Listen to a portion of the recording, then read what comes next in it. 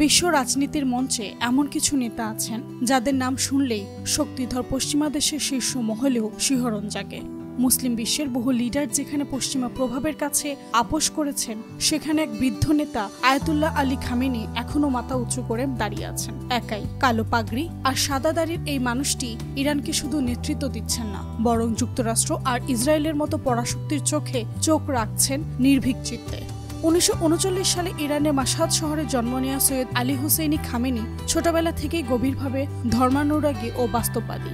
মাত্র 11 বছর বয়সে ধর্মতাত্ত্বিক শিক্ষা শুরু করে তিনি শৈশবেই আধ্যাত্মিক জীবনধারার অংশ হয়ে ওঠেন।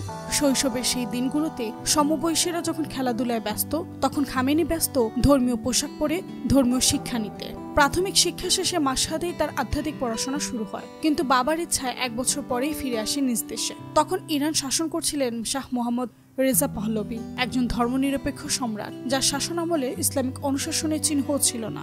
তখনই তরুণ খামেনির মনে জন্ম নেয় ইসলামিক শাসন ফিরিয়ে আনার স্বপ্ন। এই স্বপ্ন বাস্তবায়নে তিনি ইমাম আয়াতুল্লাহ রুহুল্লাহ খোমেনির নেতৃত্বে যোগ দেন এবং 1962 সালে তার রাজনৈতিক দলে সক্রিয় হন।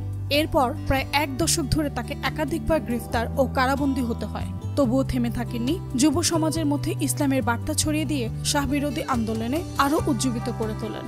এই কারণে এক পর্যায়ে তার বাড়ি ভেঙে ফেলা হয়, বইপত্র জব্দ করা হয় এবং তাকে দেশ ছাড়া করা হয়। 1980 সালে ইরাক-ইরান যুদ্ধের সময় তার বলিষ্ঠ নেতৃত্ব ইরানিদের চোখে তাকে একজন অবিসংবাদিত রণকৌশলী হিসেবে প্রতিষ্ঠিত করে।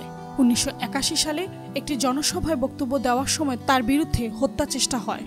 বোমা লুকিয়ে রাখা হয়েছিল তার সামনের টেপ রেকর্ডারে। মারাত্মক আহত হলেও অলৌকিকভাবে বেঁচে যান তিনি, তবে এক হাত চিরতরে ক্ষতিগ্রস্ত হয়ে যায়। পরের বছরই ইরানের জনগণ তাকে প্রথমবারের মতো দেশের প্রেসিডেন্ট হিসেবে নির্বাচিত করে এবং 1986 সালে দ্বিতীয়বারে জনগণের আস্থা পান তিনি।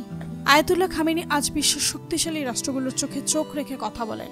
যুক্তরাষ্ট্র আর ইসরায়েলের চাপে মাথা নত না করে তিনি মুসলিম উম্মার জন্য এক অনুকরণীয় রোল মডেল। ইরানের সাধারণ জনগণ এখনও তাকে পাগলের মতো ভালোবাসে, কারণ তার ভেতরে আছে আপোষহীন এক মানুষ, যা এই অস্থির বিশ্বে খুবই বিরল।